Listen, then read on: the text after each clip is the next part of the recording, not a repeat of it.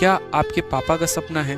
क्या आप उनके चेहरे पर खुशी देखना चाहते हैं? क्या आप अपने सर की कैप उन्हें चल के पहनाना चाहते हैं? मैं कई सारे बच्चों को देख रहा हूँ, 12th पास आउट किए हुए हैं, ग्रेजुएशन के पहले साल में हैं और कुछ नहीं मिला तो सरकारी नौकरी की तैयारी। बिगिनर जो स्टूडेंट है यहाँ पर, ठीक है, जो एकदम फ्रेशर्स हैं, अगर मैं यहाँ बात करूँ, जिन्होंने एकदम तैयारी को शुरू किया, ये फ्रेशर स्टूडेंट कैसे तैयारी करें, फ्रेशर कैसे, ठीक है, तैयारी करें यहाँ पे, अगर मैं बात करूँ यहाँ पे तो, कि इनकी प्रिपरेशन कैसे होने वाली है, ठीक है। अब देखिए जैसे क्या होता है कि सबसे पहले आपका ये सवाल आपका अपने आप से होना चाहिए कि आपने यहाँ पर जो है, अगर मान लीजिए जो भी एग्जाम को टारगेट किया है वो क्यों किया है, क्या आपकी ये मजबूरी है, ठीक है, कि आप इस मजबूरी के कारण इस सवाल को, जैसे एक तरीके से मेरी मजबूरी थी, मेरा कहीं जॉब नहीं लगा, मैं बीटेक का बंदा हूँ, 15,000 की मेरे को नौकरी मिल रही थी तो मुझे बीटेक नहीं करना था, मुझे इंजीनियरिंग की नौकरी नहीं करनी थी, तो मेरे घर में किसी ने कहा कि एसएससी की तैयारी होती है, एसएससी का पेपर होता है और मेरे पड़ोस में कोई एसएससी में सेलेक्टेड है, इसीलिए हम एसएससी में कूद के आ गए और हम तैयारी शुरू कर दी है। क्या हम इस वजह से तैयारी कर रहे हैं? या मेरे बगल में, घर के बगल में कोई जो है रेलवे ग्रुप डी का लगा है, उसको मोटा दहेज मिला है, आराम से जो है 10 लाख 15 लाख रुपए की शादी हुई है, तो इस वजह से जो है उसके दहेज के पैसे को देखकर हम यहाँ पर जो है एक तरीके से सरकारी नौकरी की तैयारी करने आए हैं। या फिर ये कारण है कि हमने खाकी वेब सीरीज देखी है, आईपीएस लेवल का अलग ही एक भौकाल होता है, मजा आता है भैया जब एकदम सायरन निकलता है, एकदम जो है समाज में रुतबा होता है, तो हमको इस वजह से तैयारी करना है। या फिर आपके घर में या रिलेटिव में कोई आपके फलाना ताता फूफा चाऊ कोई है, वीडियो है या कुछ है, और बढ़िया एकदम 2-4 कोठी बनवा रखे हैं, अच्छा खासा 2-3 गाड़ी भी उनके दरवाजे पे खड़ी है, देखते हैं तो बहुत पैसा है, काम पर उन्हें जाना नहीं है, तो उस वजह से तैयारी करनी है। अगर आपके कुछ सपने इसमें से हैं जो सिर्फ प्रॉफिट देखकर आप उस जॉब में जा रहे हैं, तो यकीन मानिए आप बहुत गलत दिशा में जा रहे हैं, क्योंकि अडानी को भी फिर इसी दिशा में चले जाने चाहिए था। बेकार में वो जो है अपना हीरा का बिजनेस शुरू किया या कहीं पर भी जो है छोटा मोटा कोई काम किया, उन्हें भी सरकारी नौकरी की तैयारी करने की आवश्यकता थी। क्योंकि है ना, अगर प्रॉफिट के वजह से अगर हम किसी चीज़ के पीछे भागते हैं तो मुझे लगता है कि ये सबसे बड़ी बेवकूफ़ी है।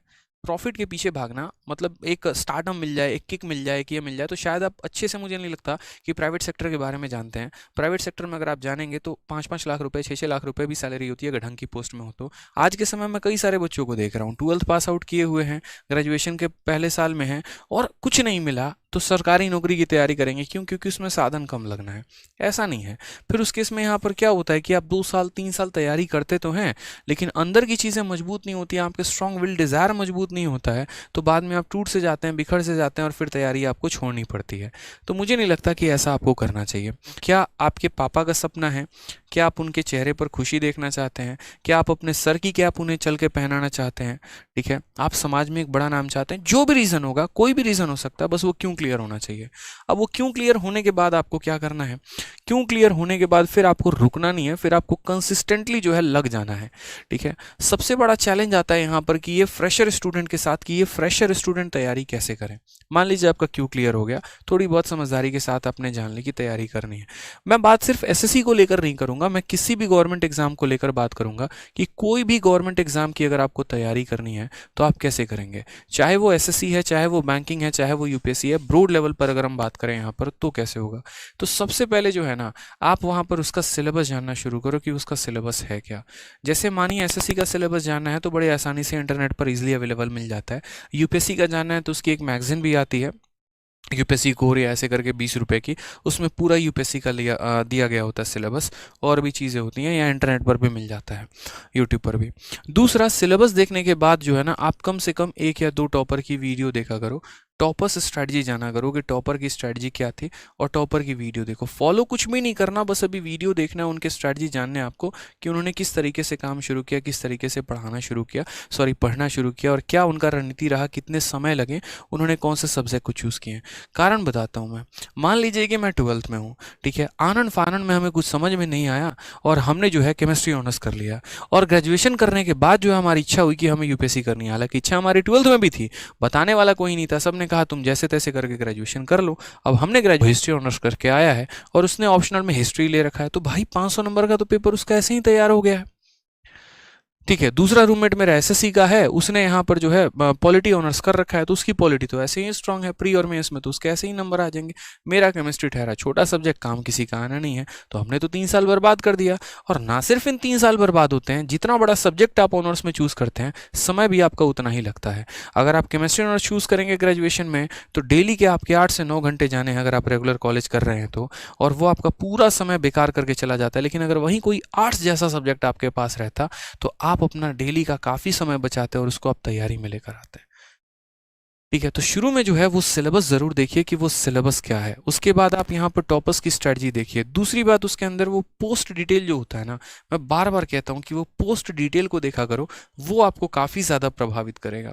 ठीक है, जैसे आप सीबीआई में जाना चाहते हैं, आप ईडी डिपार्टमेंट में जाना चाहते हैं, आप इनकम टैक्स में डिपार्टमेंट में जाना चाहते हैं, ये आपको एक कॉन्स्टेंट मोटिवेशन दे रहा होता है आगे बढ़ने का।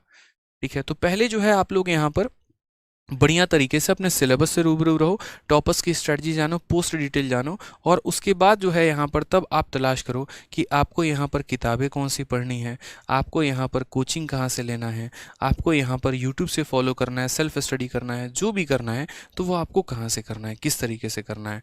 इसमें जो है बहुत सारी बातें आपकी ये टॉपर्स के वीडियो से पता चल जाता है, जो यहाँ से आपको सजेशन मिलता है, या जो आपके फ्रेंड और आपके रिलेटिव्स बताते हैं, वहाँ से आपको काफ़ी सारी बातें पता चल जाती हैं। ठीक है, तो ये चीज़ें जो है ना लाइफ में कड़ियाँ जुड़ते चली जाती हैं। कोई भी चीज़ आप एक बार में नहीं सीखते हैं, पहले दिन नहीं सीखते हैं, समय लगता है। तो अगर आप बिगिनर हैं ना, तो आपको सबसे पहले अपने सिलेबस पर काम करना चाहिए। टॉपर्स की स्ट्रेटजी की वीडियो देखो आप, पोस्ट डिटेल देखो आप, उसके बाद आप अपना कंसिडरेशन करो कि किताबें कौन सी अच्छी हैं, कोचिंग कौन सी अच्छी हैं, सेल्फ स्टडी कौन सी अच्छी है। मतलब पहला जो काम होना चाहिए ना, वो आपका काम होना चाहिए सर्च आउट का, कि आप सर्च आउट कर रहे हो बढ़िया तरीके से, लुकआउट कर रहे हो कि हाँ चलो देखते हैं सभी चीज़ें क्या हैं, कैसे हैं, क्या हैं, ताकि आपका एक बेस क्लियर हो सके एक तरीके से। जब घर बनाना होता है ना, तो मिट्टी डाल के जो नींव है उसको पक्का करना होता है, ताकि अगर नींव आपकी मजबूत हो गई तो उसके ऊपर कितनी भी बिल्डिंग खड़ी कर लो कोई फर्क नहीं पड़ता है।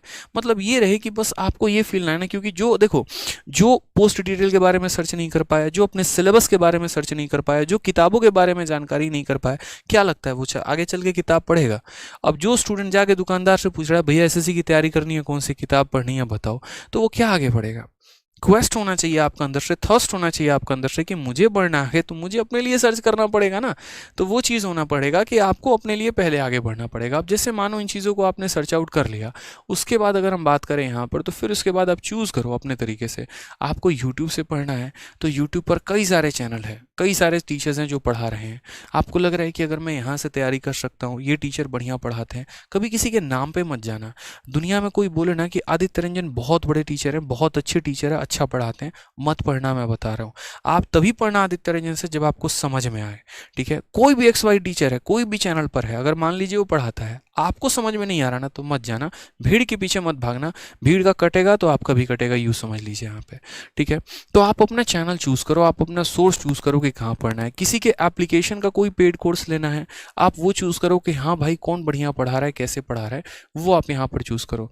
किताबें किसी के टॉपर के नाम पर मत जाना कि किसी किताब ने बोल दिया कि फलानी किताब बहुत अच्छी है तो आप भी उसके ऊपर चल गए। बेशक उसके किताब का रिकमेंडेशन देखो, उसके बाद आप दुकान पर जाओ, दुकान पर उसकी एक नज़र लगाओ एटलीस्ट। जैसे अगर जीके की बात करें तो जीके में आपका लूसेंट भी है, जीके में मनोहर पांडे भी है, जीके में क्राउन पब्लिकेशन भी है। ठीक है, बहुत बच्चे ऐसे होते हैं जिनको कहानी की तरह लूसेंट बड़ी अच्छी लगती है, लेकिन बहुत ऐसे हैं जिनको वन लाइनर अच्छा लगता है, तो वो वन लाइनर में यहाँ पर किसका चूज कर लेते हैं, तो वन लाइनर में वो जो है आपका क्राउन पब्लिकेशन का या मनोहर पांडे चूज कर लेंगे। तो डिपेंड करता है कि आपका यहाँ पर जो है इंटरेस्ट किसका है। बहुत लोगों को वोकैब ट्रिक से याद करना पसंद है, तो वहीं पर बहुतों को सिर्फ रटना पसंद है। ठीक है, तो डिपेंड करता है, मार्केट में हर चीज़ अवेलेबल है। तो आप अपना पहली बात तो जो है वो पता करो कि किसने क्या क्या रिकमेंडेशंस दिए, और उसके आधार पर जो है यहाँ पर आप शुरुआत करो। ठीक है, सोर्सेस पिक करो। अब जैसे मान लो कि आपने सपोज करिए कहीं पर कोई कोर्स लिया, या आप यूट्यूब से पढ़ रहे हैं या कहीं से पढ़ रहे हैं, तो उसके बाद आपकी जिम्मेदारी यहाँ पर यह बन जाती है कि आप उस चीज़ में बड़ा कंसिस्टेंट सा रहे। यहाँ पे थोड़ा सीरियस हो जाए जीवन में। यहाँ पर हर समय स्ट्रेटजी, हर समय गाइडेंस नहीं होता। जितनी बातें जाननी थी वो यहाँ पर आपने जान ली। अब उसके बाद यहाँ से कंसिस्टेंट होकर पढ़ना शुरू करिए। यार देखो, वीडियो अच्छी लगती है ना तो लाइक ज़रूर किया करो यार। आप लोगों के लाइक से बहुत मोटिवेशन मिलती है, बहुत हिम्मत मिलती है और पढ़ाने की, और अच्छा करने की, और बढ़िया कंटेंट लेकर आने की। और साथ में वीडियो को हर जगह पे शेयर भी किया करो।